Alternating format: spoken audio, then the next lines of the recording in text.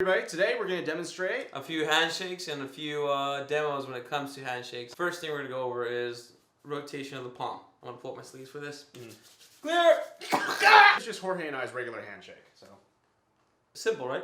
But there's a lot that went on there. If I'm reaching my hand out to shake his hand, it's a very neutral position. Our wrists are completely aligned. If I want to make Way feel comfortable, I'm giving him the upper hand by a little tilt. You're here, just give a little tilt, 45 degrees or something, just a little tilt, shake his hand, you're going to feel a lot more comfortable than the alternative, which is I'm going to take the upper hand and I'm going to close the distance a little bit. It's going to feel very weird, but...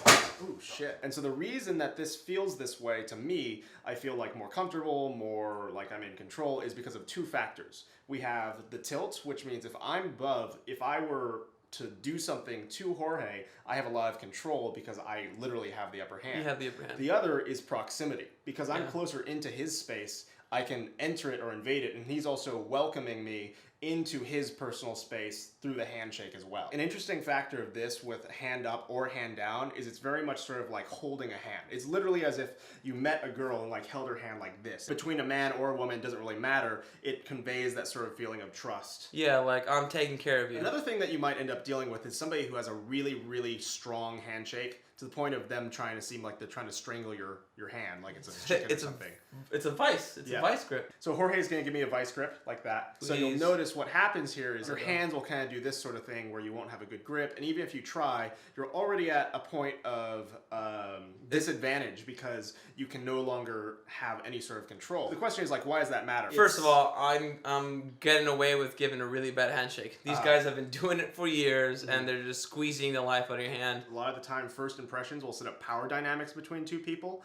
And so if they feel like they have the upper hand, that can lead to conflict later on in the future. Or, you know, it just makes you feel shitty in general, and that's not a good thing. Yeah, that's not a good feeling. Jorge's going to show us what he does to defuse vice grips, and I'll show you what you can also do, another option. I will literally say, whoa, all right, cool, let's do that again. And then I'll definitely wrap my hand around them. Usually vice grippers do very fast handshakes like that, so you have to kind of know, like when the second they grip your hand, I don't let them get away with too many pumps. I'm like, whoa, okay, and then I'll retighten my grip, match theirs, and then go, let's do this again, and then now I'm going to do 2 pumps. Like, no kind of attitude. Another way you can also defuse a vice grip is by using a little trick that you do with your hands that makes it impossible to wrap somebody's hand around yours. If Jorge comes in with a vice grip, bam, I cannot grip harder than this. Yeah, so what's happening here is I'm putting a finger out that spreads out my knuckles so that he can't grip around it very well. So if you try it, you can try I'm trying it. hard right now. If someone comes in like weak-handed and the finger's in,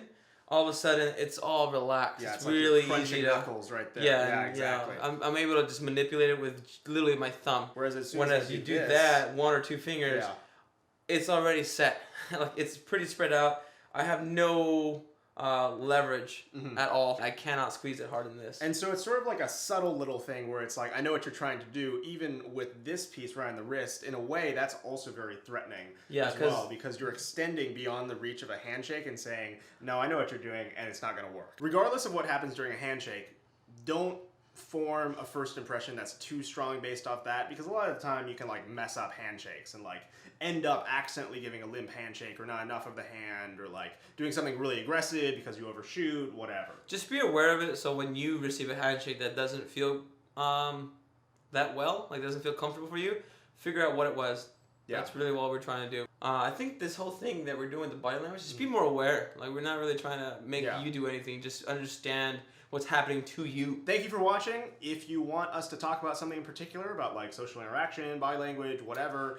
Yeah, people have been, you guys have been amazing emailing us, Facebooking us.